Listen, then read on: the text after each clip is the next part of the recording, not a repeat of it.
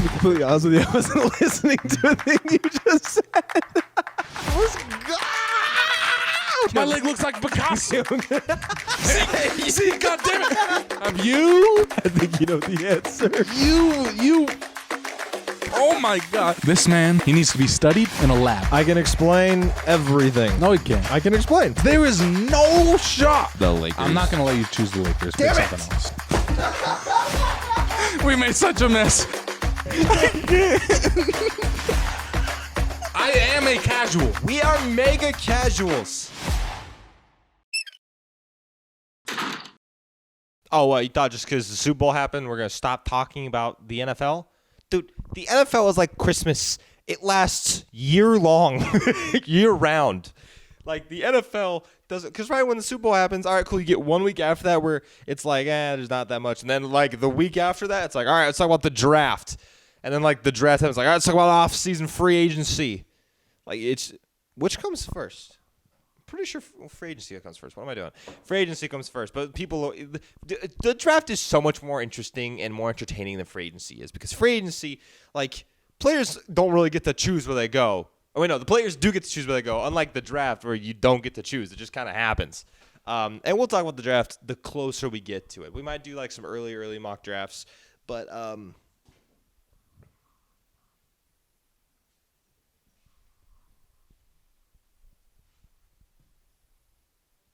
No. Don't act like you weren't trying to show off for the camera. Keep going. Keep going. No. She's trying to make the podcast about herself. Eyes on you. Anyways. So no Zach today. No worries for him. He's got some stuff going on, but we've gotten into the groove of doing stuff just you and me. Hi. How's it going? Hair still as crazy as ever.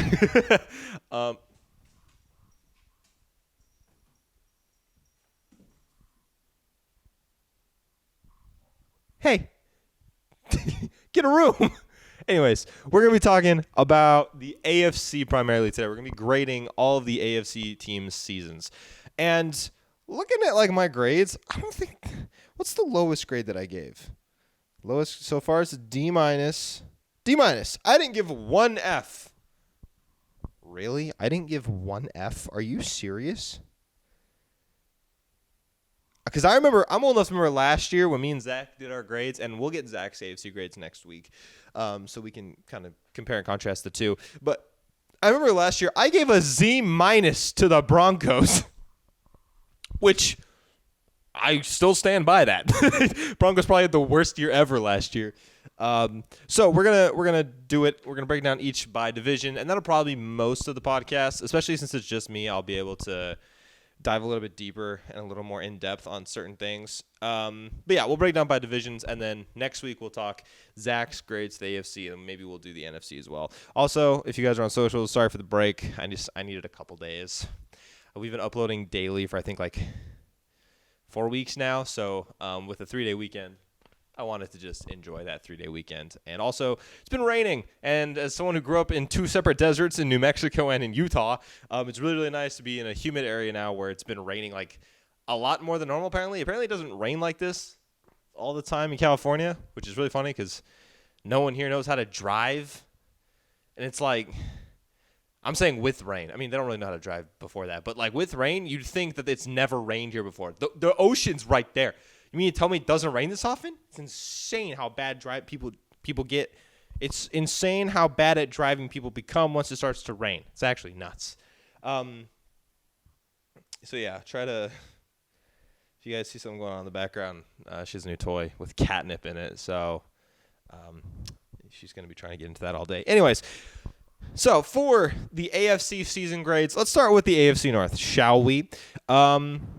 These are not in any particular order. These are just in the order that I put them down in. So, the team that went the furthest, Baltimore Ravens, I gave them an A-. I should probably clarify this This is a combination of both regular season and postseason grades. So if your team didn't make the postseason, it's just regular season, but it's going to be the complete season of that team. So if a team made the postseason, then it's going to be a combination of their regular season and the postseason. They didn't make the postseason, then it's just going to be based off of their regular season. So the Ravens, I'm giving an A- to.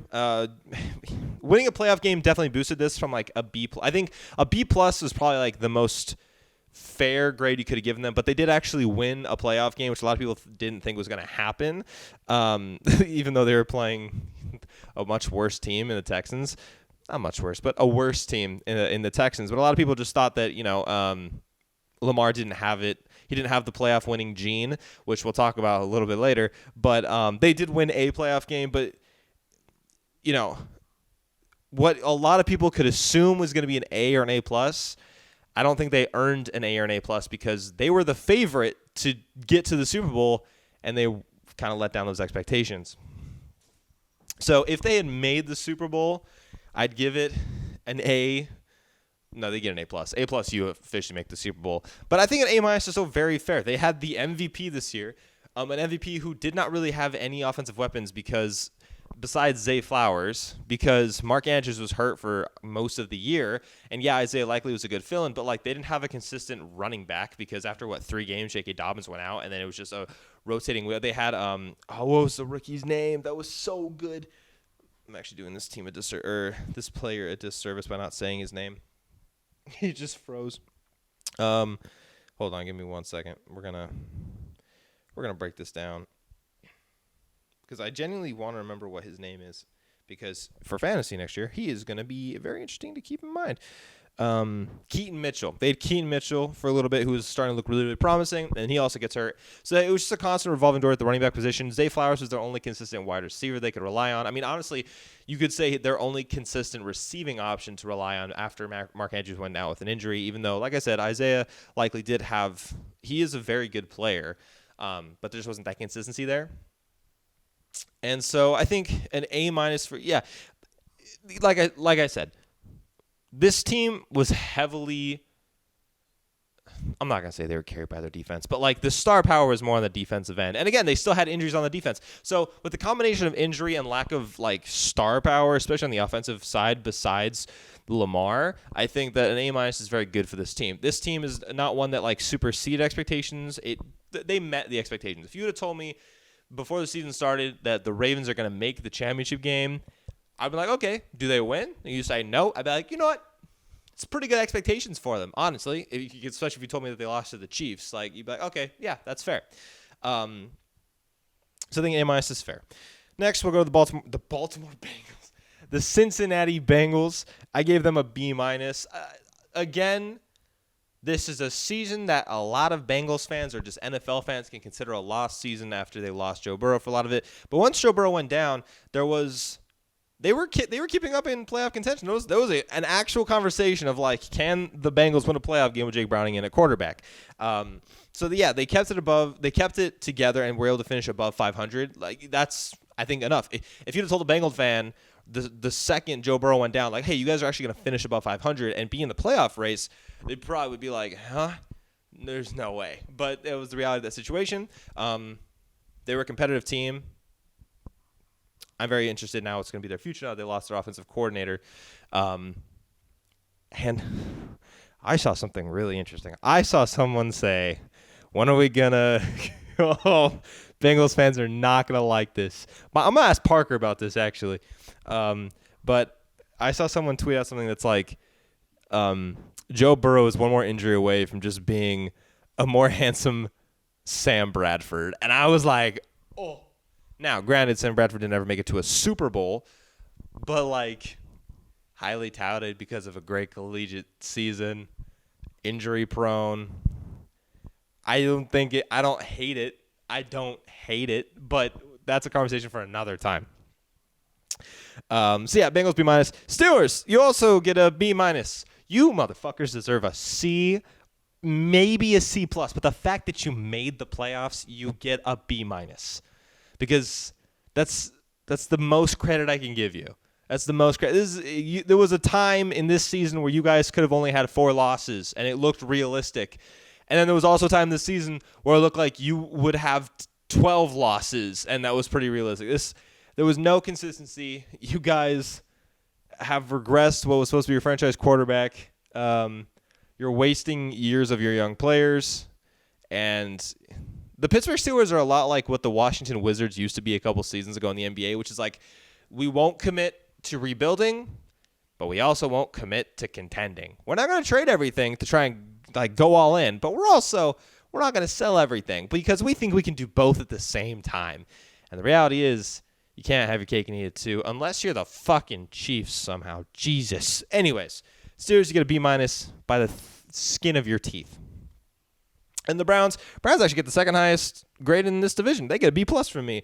The ability for you guys to make the playoffs and also look good while playing your games heading into the playoffs was really impressive, despite having 4 different quarterbacks, losing Nick Chubb in week 2, and, I think that's enough. Let's be real.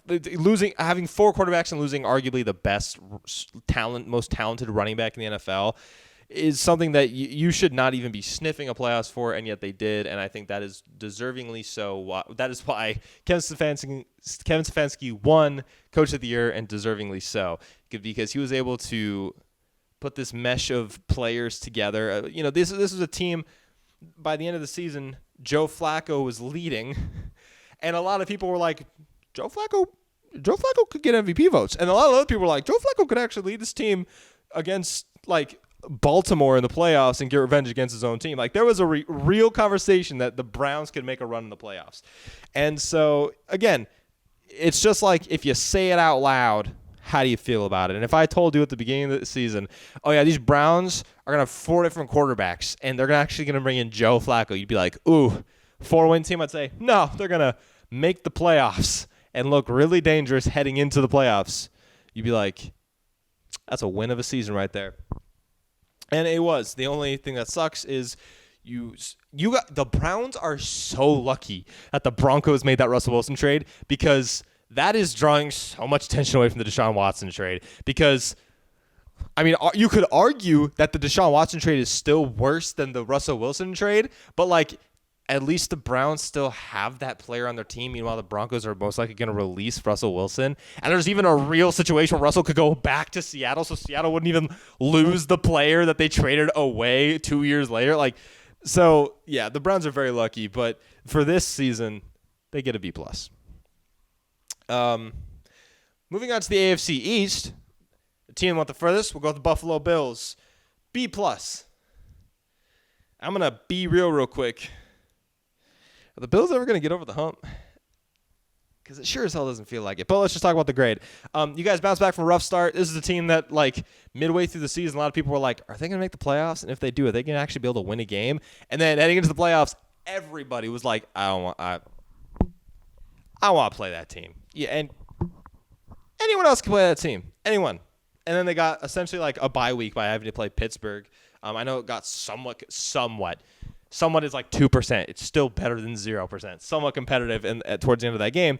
But, like, it was basically a bye, let's be real. You guys made the changes that were necessary. It's not always easy to admit you're wrong and then fire your offensive coordinator midway through the season. And it wasn't like they just fired their offensive coordinator midway through the season and then made no changes. They rehauled everything. The biggest, obviously, the most noticeable impact was the Stephon Diggs I almost said development, but what's the word I'm looking for? Production. The Stephon Diggs production was the most obvious element of that change. And not just that, but also the production of the running game and how successful, because it was already successful early on to the season. And then once they fired their OC and moved on, they were like, nah, this is going to be our bread and butter right here. We're going to let the running game dictate how we use Josh Allen. And that kind of made the team even more deadly. Now, unfortunately, they were a wide right away from an overtime game in which they were at home and they could create some momentum and maybe win that game and go to the Super Bowl, but it just didn't go that way. They're very similar to Baltimore grade, like with the grade-wise. The only reason I didn't give them an A is because we've seen them in this situation over and over and over again. Like we've seen that they have the ability to win a couple playoff games. It's just that one team they can't get past in the Chiefs. Meanwhile, like Baltimore gets an A- because they at least did something they haven't done in a while, which was like at least win a playoff game and start to look like a real contender. So I think a B+ is very fair here. Miami Dolphins, the other playoff team from this division, B-. I think that's a little generous, but I think since we're combining the regular season and the postseason, that's what kind of lifts us up to a B-, because of how good they looked in the regular season. They couldn't. Wait, what? Oh, okay. That was crazy. We'll talk about that later. But B-. Yeah, this is a team they weren't able to beat the really, really good teams of the NFL in the regular season, and it gave a lot of question marks to what they're going to do in the postseason. Now, I will say it's kind of unfair to judge them on their postseason appearance, considering it was in arguably the coldest game ever on record, in the hardest stadium to play against the second greatest quarterback that we've ever seen play football. So, like, there were a lot of things stacking up against this team, but also this is a team that took a step forward defensively. This is a team that was finally able to protect Tua better than he's been protected before. This is a team that was able to still use their weapons. I mean, when you have two different running backs that you could put in at any time, that would be a threat to any defense, but with Raheem Mostert and Devon Achane, that's a great implemented offense. Tua looked great. I mean, anytime you have a quarterback who's in a legitimate MVP conversation, it's not just like, could he? Maybe. But like halfway through the season, a lot of people had Tua as their MVP. But this is the same thing that happened last year. I think this is kind of why we gave him a B-, because last year, midway through the season, we're like, Tua could be MVP, and then it just floated out at the end. So, again, it's something that I could see being a C+, but with how it ended. But the fact that they were actually able to get to the postseason and everything surrounding that postseason game, I'm just going to give them a B-, which is weighted up by their success in the regular season. Patriots get an F. I don't know what I was talking about, that no team got an F. Patriots get an F. What was this? What was the season? You guys did nothing to help the franchise or the players on your team. You guys couldn't lose the games you needed to improve your draft position, and you couldn't win the games you needed to improve your rankings in the standings. You guys brought in Bill O'Brien to try and help Mac Jones take the next step forward, and Mac Jones got worse this year.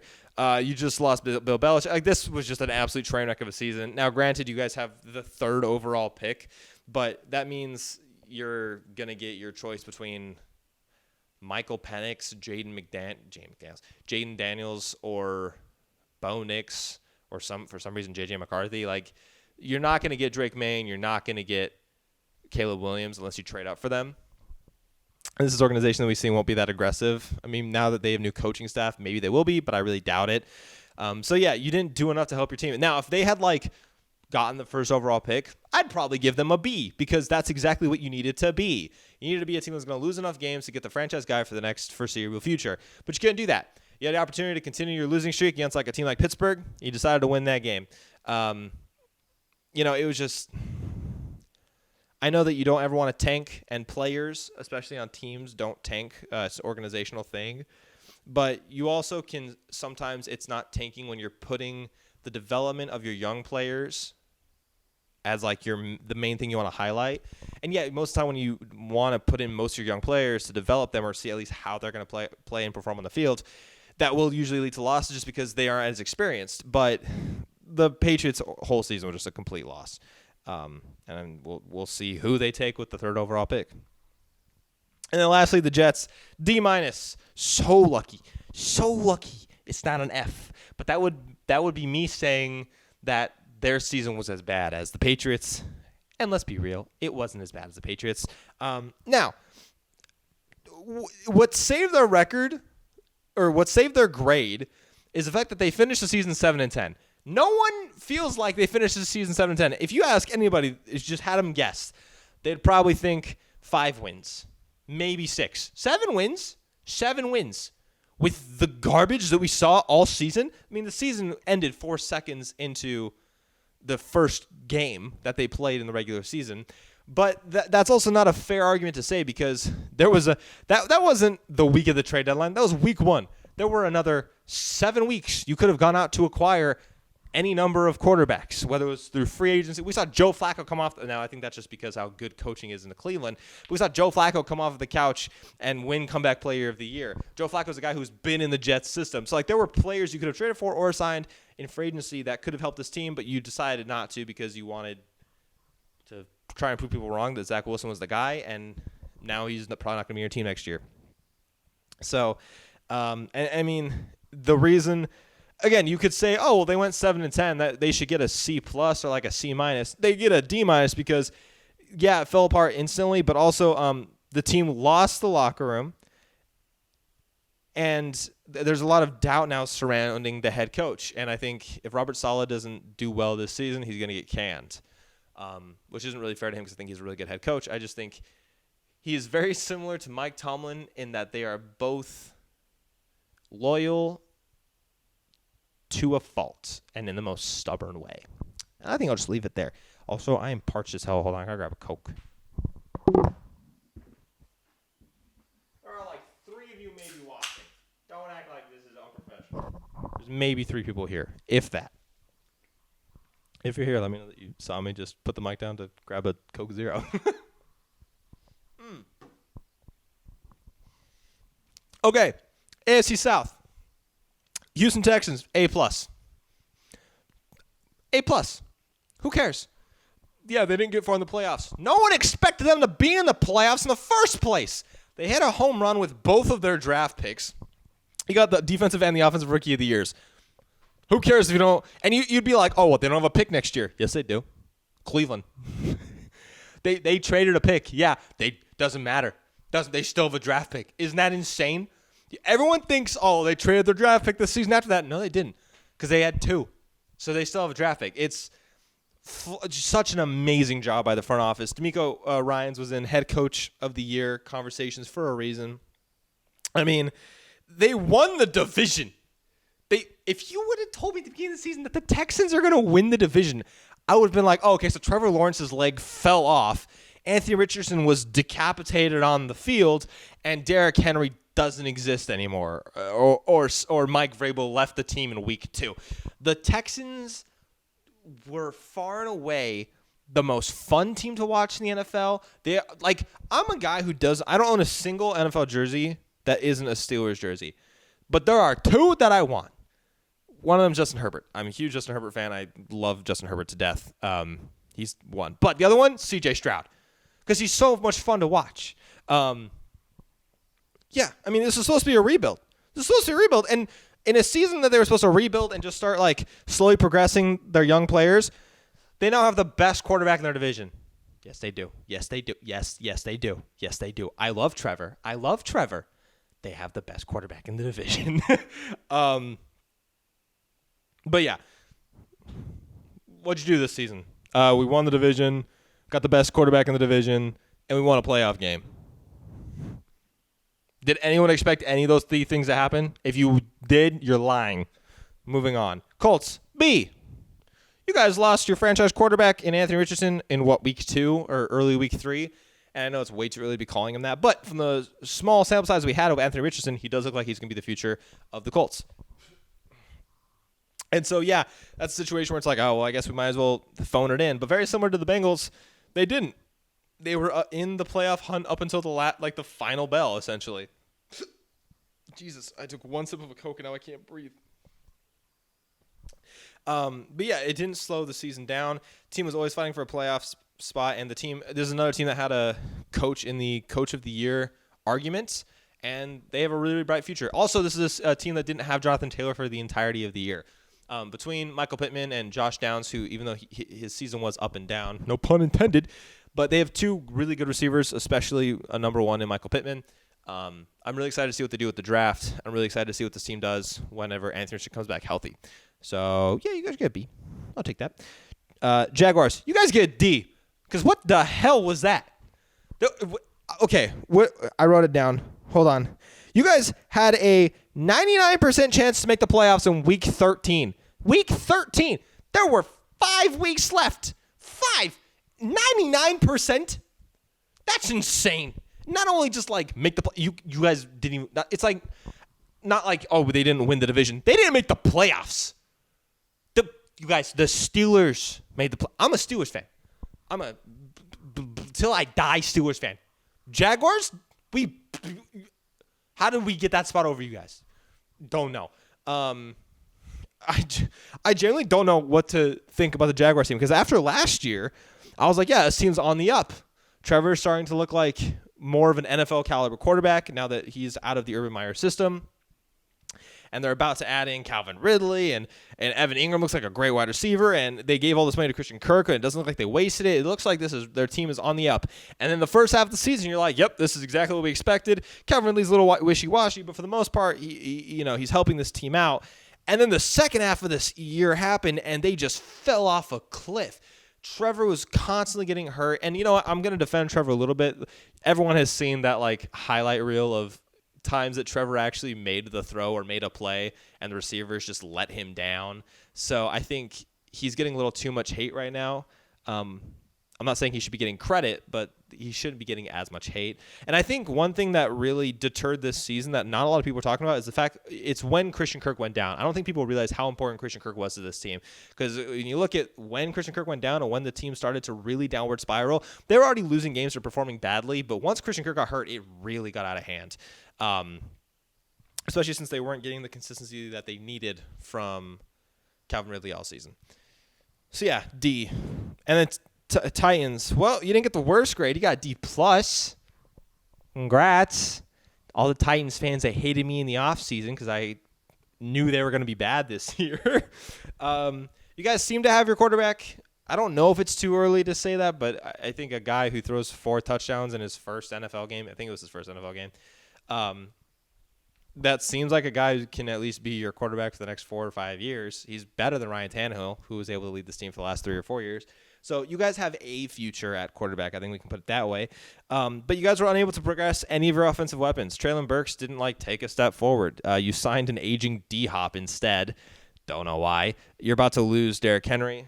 And all of your best players got a year older, and all of which are basically on the defensive side of the ball. So, it's not as bad or as much of a lost season as the Patriots had, but it's still a loss of a season. If your players get a year older and you don't develop your younger players, and you didn't really accomplish much that season, except for maybe finding a good second-round pick in Will Levis. And now, the final division. This would be a fun division to talk about, actually.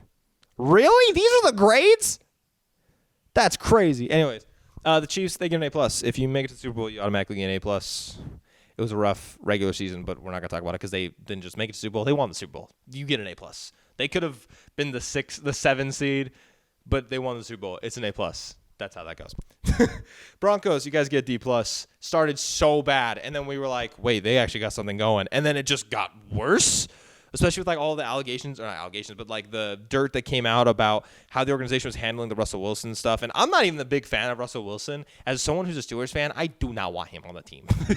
I do not want him on our team. But it's still not fair what the Broncos did to Russell Wilson.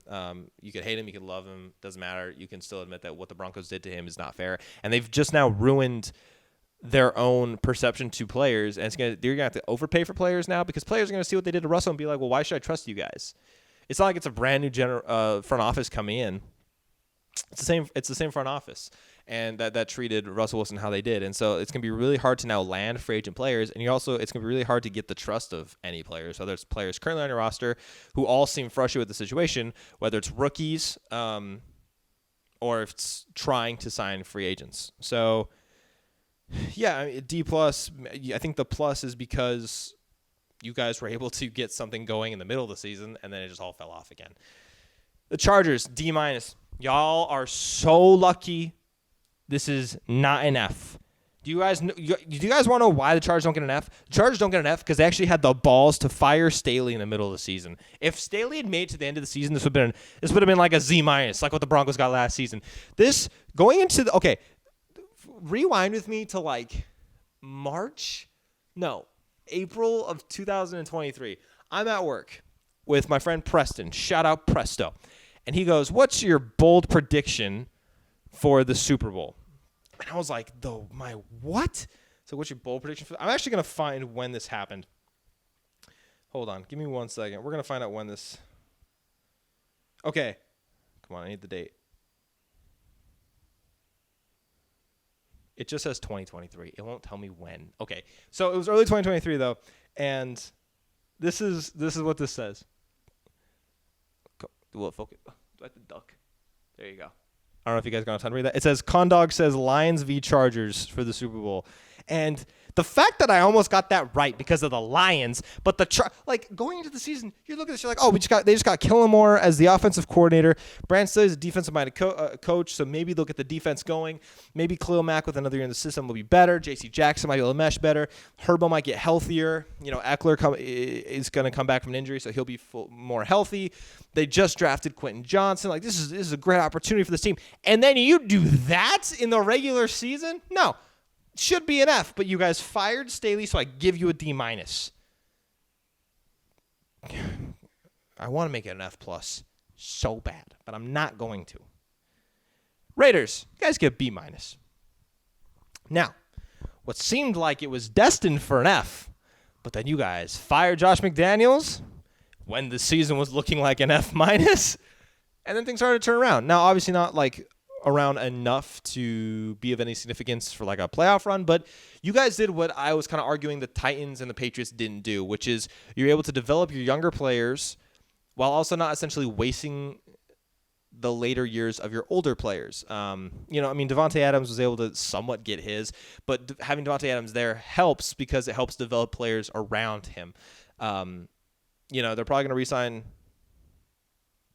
Josh Jacobs. I almost called him Josh Myers because I was thinking of Jacoby Myers. But they're probably going to re-sign Josh Jacobs. And the Raiders, if they retain Devontae, and Devontae can at least have like one more year of really, really good football left in him, this is a team that could, if they get a good quarterback, they could make the playoffs and be like a fun team to watch in the playoffs. Obviously not like contending wise, but the smart thing would be is to draft a quarterback, which luckily it seems like there's 5 or 6 quarterbacks that could go in the first round. So the Raiders are a situation where, like, if a quarterback goes to them later in the first round, it could actually help that quarterback because they'd be getting one of the best wide receivers in recent memory. Obviously, he's in the later stages of his career, but he's still one of the better players who's going to help develop a young quarterback. You have one of the best running backs in the backfield and a good offensive line. Now, obviously, they do have their issues on the defensive side with the secondary, but I think if you can get the quarterback position figured out for the either like next two, like if you go all in and try to get like a really big name guy, that's a fun way to do this. Or if you want to do the developmental, like kind of like what we thought the Texans would be, which is more like not really the Texans though, because that means that they're buying into the rebuild. But I think a young quarterback is a great situation for the Raiders to be in right now. I think if they can somehow get a guy like Jaden Daniels isn't going to fall that far, but like Jaden Daniels or Bo Nix could be interesting because Bo Nix, he's coming into the league like a little bit older, so a little bit more mature, and he can control the line of scrimmage a little bit better than probably the other guys just because of how long he's been playing football at the collegiate level for. So that could be a really interesting situation. I don't know. I for the season that they play, they get a B-. I'm really, really interested to see what the Raiders are going to do in the offseason. Man, talking for so long really just make you parched. I think it's not really nothing else I need to talk about. How's your guys' 3-day weekend? This will obviously go up on Tuesday just because I wasn't going to post on President's Day. But, yeah, expect Zach back next week. TikTok's will be coming back out. We're going to try some new stuff on socials, so keep an eye out for that. I don't think there's anything. We're going to start talking more NBA. Zach's obviously a little bit more of a casual when it comes to the NBA than the NFL. But, yeah, we're almost to 10K on TikTok. Let's take a look. I think we were at like 9.6K. We are at 9.527K. So, getting close there. We're officially over 1,000. I made a video about this, but I guess I haven't talked about it on the podcast yet. We are over 1,000 subscribers on Instagram, on YouTube, which is super awesome. Been doing this for almost 14 years, and we just crossed 1,000 subscribers. It's really, really cool to see. I was trying to find 1,024 subscribers. Look at that. So keep an eye out for the podcast next week.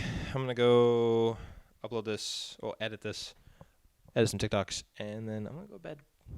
It's not even late. It's 5:50, but I need to cook and go to bed. Okay. That's it. Anyways, I will say, if you guys have anything you want us to talk about in the off season, if you guys are even here at this point, I know it's late in the podcast, but drop in the comments or hit us up on socials if there's certain things you guys want us to talk about. Always drop a comment on like the TikToks or anything like that if there's something you want us to talk about. But yeah, we'll be posting the grades this week, and yeah, okay. See you guys next week. Bye.